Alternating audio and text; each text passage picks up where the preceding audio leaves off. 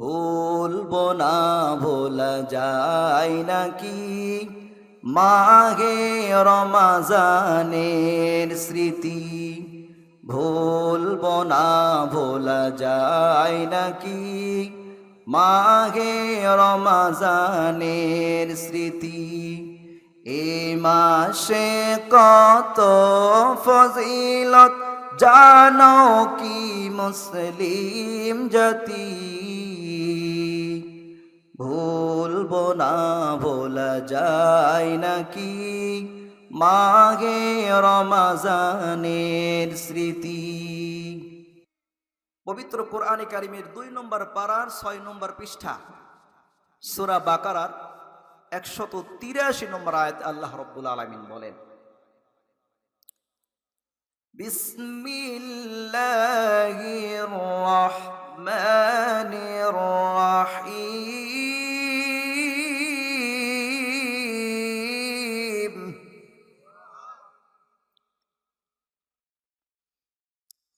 ইয়া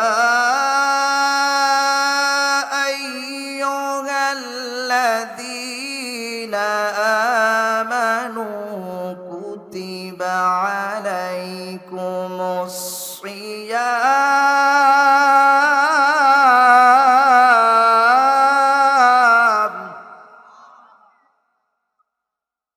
কামা কুতিবা আলাল্লাযীনা মিন ক্বাবলিকুম লাআল্লাকুম তাত্তাকুন।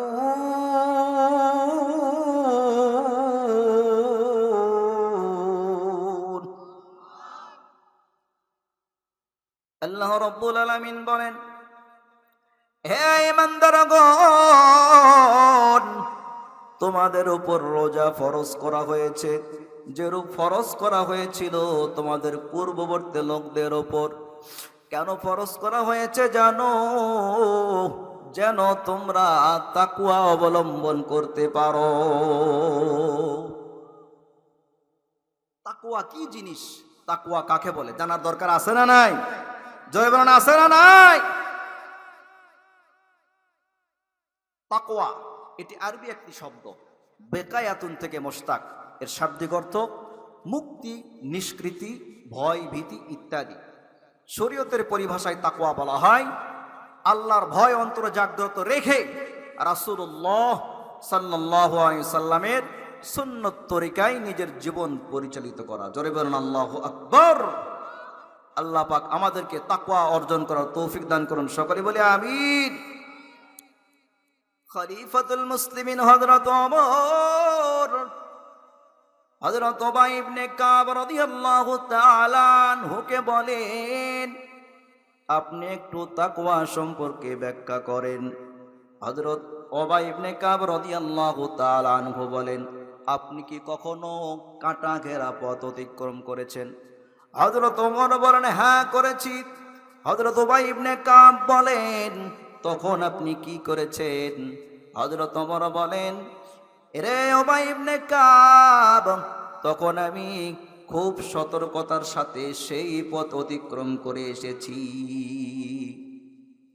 হযরত উবাই ইবনে কাব বলেন, ওমর, এটাই হলো তাকওয়া। জোরে বলেন আল্লাহু আকবার।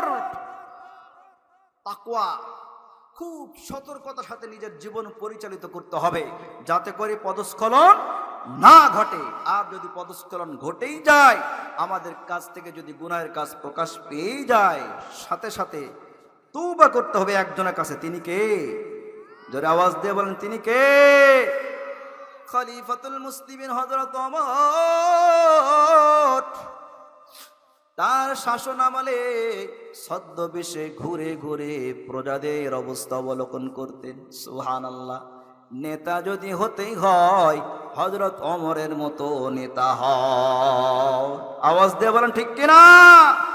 কারণ বর্তমান সমাজে এমন কিছু নেতা তৈরি হচ্ছে যারা পেশাব করে ঠিকমতো পানিও ব্যবহার করে না। কথা বলেন ঠিক কিনা? এমন নেতা সমাজে রয়েছে যাদের পেটে বোম মারলেও সূরা ফাতিহা সঠিকভাবে উচ্চারণ করতে পারে না। আওয়াজ দিতে হবে ঠিক কিনা? সুতরাং যে সমস্ত নেতারা আমার বাংলাদেশের লক্ষ লক্ষ কোটি কোটি টাকা এই বাংলাদেশ থেকে পাচার করেছে বিদেশে, তাদের বিচার এই বাংলার জমিনে হোক। কে কে চান দুহাত তুলে আল্লাহকে দেখান। নারে তাকবীর, নারাই তাকবীর। স্বৈরাচারের কালো হাত ভেঙে দাও, গুড়িয়ে দাও। মুসলমান ভাই, খলিফাতুল মুসলিমিন হযরত ওমর একদিন এক রাখালের নিকট গেলেন, ডাক দিয়ে বলতেছেন, রাখাল ভাই, আমি একজন পথিক, আমার বড় তৃষ্ণা লেগেছে, তুমি তোমার বকরির পাল থেকে একটা বকরি থেকে দুধ দহন করে দাও, আমি তা পান করে তৃষ্ণা নিবারণ করব। এবার রাখাল বলতেছে, আমি তো রাখালি করছি, আমি শুধু রাখালি করছি, আমার দায়িত্ব শুধু ছাগল চড়ানো, অধিকার নাই, দুধ শুধু দিতে পারবে বকরির মালিক, ঠিক কিনা? হযরত ওমর রাদিয়াল্লাহু তাআলা আনহু মরুভূমির বুকে রাখালের এমন তাকওয়া খোদাবিধি দেখে আশ্চর্য হয়ে গেলেন। কৌতূহল বশত তাকে পরীক্ষা করলেন যে, এক কাজ করো, তোমার বকরির পাল থেকে একটা বকরি আমার কাছে বিক্রি করে দাও, এতে করে তুমি কিছু টাকা পেলে, আর তোমার আমার নিজের প্রয়োজন মিটে গেল, আর মালিক জানলো না। এবার রাখাল বলতেছে, ইয়া হাদা ফাইনাল্লাহ, ওহে আল্লাহর বান্দা, তাহলে আমার আল্লাহ কোথায়? দুনিয়ার সবার চোখ ফাঁকি দেওয়া যায়, কিন্তু আমার আল্লাহর চোখ ফাঁকি দেওয়া যায় না। ফাঁকি দেওয়া যায়? আল্লাহর কুদরতি চোখ কি ফাঁকি দেওয়া যাবে? যাবে না। हकीकत से तो दुनिया बेखबर है, दुनिया की नुमाइश पर नजर है, नमी गोयम के अज दुनिया जुदा बाश, बहर कारे के बाशी बा खुदा बाश, जिसते दुनिया अज खुदा गाफिल बुदान, नैको माशोन करा हो फरजिंदुजा। রোজা রাখলে ফজিলত কি দরকার আছে না নাই? জানার দরকার আছে না নাই? সহিহ বুখারী মুসলিম শরীফের হাদিস। عن ابي هريره رضي الله تعالى عنه قال قال رسول الله صلى الله عليه وسلم من صام رمضان إيمانا واحتسابا غفر له ما تقدم من ذنبه متفق عليه।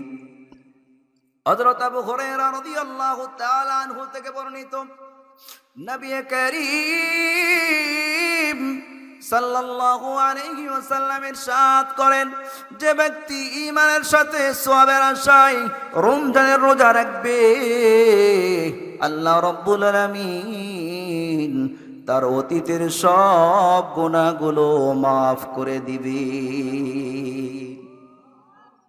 মুসলমান ভাই, এই রমজানুল মুবারকে এমন একটা রাত রয়েছে, যে রাত জেগে জেগে ইবাদত করলে হাজার মাসের চেয়েও বেশি সওয়াব পাওয়া যায়, ঠিক কি না?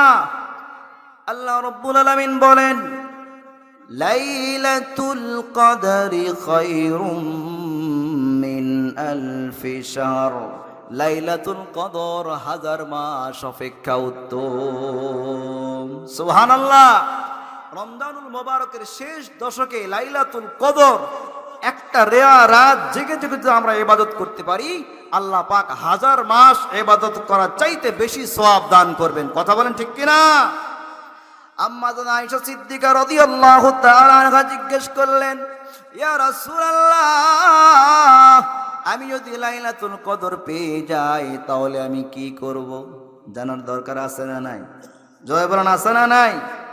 আল্লাহর নবী বলেন, কুলি আল্লাহুম্মা ইন্নাকা আফুউন তুহিব্বুল আফওয়া ফাফু আন্নি, সবাই বলেন আল্লাহুম্মা ইন্নাকা আফুউন তুহিব্বুল আফওয়া ফাআফু আন্নি।